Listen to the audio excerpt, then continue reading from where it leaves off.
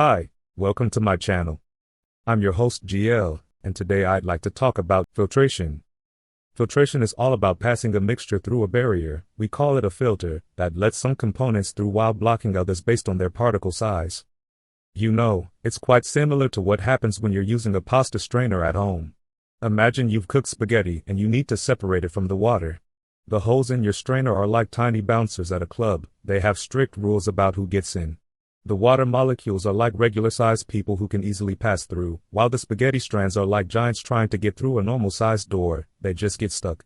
And that's exactly what happens in lab filtration. The filter has specific pore sizes that determine what passes through and what stays behind. The main difference lies in the separation mechanism. Filtration uses particle size, distillation uses boiling point differences, and centrifugation separates based on density using spinning force. Let me break this down with a fun analogy. Think of these three methods like different ways to get into a swimming pool. Filtration is like using the pool ladder, you're physically climbing through the rungs, and if you're too big, you can't get through. Distillation is more like turning into a ghost, only stuff that can become vapor can float up and then condense back into liquid. And centrifugation? That's like being in one of those crazy spinning carnival rides where the heaviest people get pushed to the outside while the lighter ones stay closer to the center. Filtration works best for heterogeneous mixtures where we have solid particles suspended in liquids or gases, like separating sand from water, coffee grounds from coffee, or dust from air. In my 15 years of teaching, I've seen students try to filter everything. And I mean everything. But here's the deal, imagine you're trying to catch fish. You can catch a shark with a big net, small fish with a finer net, but you can't catch the salt dissolved in the seawater, it's just too small. That's exactly how filtration works. It's perfect for catching things you can actually see, like chalk powder from water, or things you might not see but are still particles, like bacteria in a water filter. But if someone tells you they can filter sugar dissolved in tea, well, they might need to revisit their chemistry notes. Filter paper acts as a selective barrier with microscopic pores that determine what can pass through. The smaller the pore size, the finer the particles it can trap. You know what gets my students excited about this? I tell them to think of filter paper as the world's pickiest bouncer.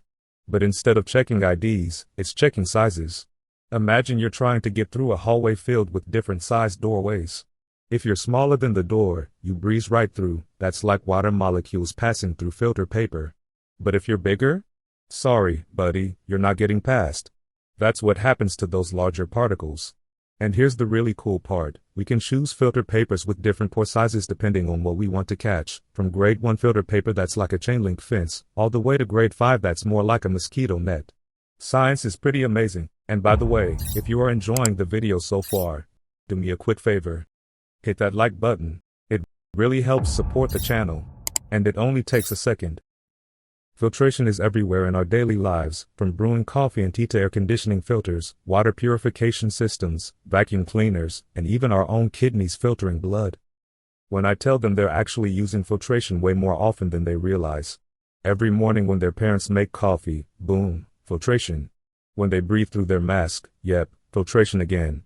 Even that fish tank in our school lobby. Those bubbles going through that fancy filter?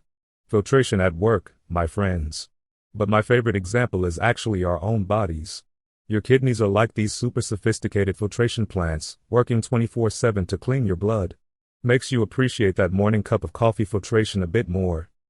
The particle size determines which filtration technique we need to use. Larger particles can be separated with simple gravity filtration, while smaller ones might need vacuum filtration or even more advanced methods like ultrafiltration. Let me paint you a picture here. Imagine you're sorting your laundry using different sized sieves. Your dad's chunky sweater? That's like those big particles, they'll stay put even with a basic filter. Your sister's glitter from her art project? That's those tiny particles, they're sneaky, they'll slip right through unless you use something more sophisticated. It's kind of like playing Tetris, you need the right-sized gaps for the pieces you're dealing with.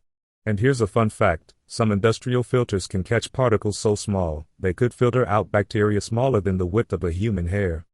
The main limitations of filtration include its inability to separate dissolved substances, potential clogging of filters, slow filtration rates for fine particles, and the fact that some particles might be too small even for the finest filters. This reminds me of a lab incident. A student once tried to filter salt water to get pure water, spent a whole hour waiting for something to happen. You see, filtration is like trying to catch fish with a net, works great for the fish, but the water just keeps flowing through. No matter how fine your net is, you can't catch what's already dissolved. That's like trying to catch water with water. And don't even get me started on filter clogging. It's like trying to vacuum with a full vacuum bag. Eventually, everything just stops. But that's why we have other separation techniques in our chemistry toolbox. Water purification uses multiple stages of filtration, from basic screens removing large debris to ultrafine membrane filters that can remove microscopic contaminants, bacteria, and even some viruses. This is probably my favorite topic because it's literally saving lives every day. Think of water purification like a really fancy nightclub with multiple security checkpoints. First, you've got the bouncer outside stopping the obvious troublemakers. That's your basic filtration catching leaves and dirt. Then you've got the ID check. That's like your sand filters catching smaller particles. Next, there's the VIP section with super strict security. That's your carbon filters grabbing chemicals and bad tastes. And finally, you've got the ultra-exclusive private room with the toughest security of all. That's your membrane filters catching things you can't even see. And the best part? All this happens every time you turn on your tap. Science for the win. If you're looking for exercises to test your knowledge, there is a link in the description for you. Thanks for sticking around till the end. If you enjoyed the video so far and want to see more content like this, make sure you hit that subscribe button. Thanks for watching.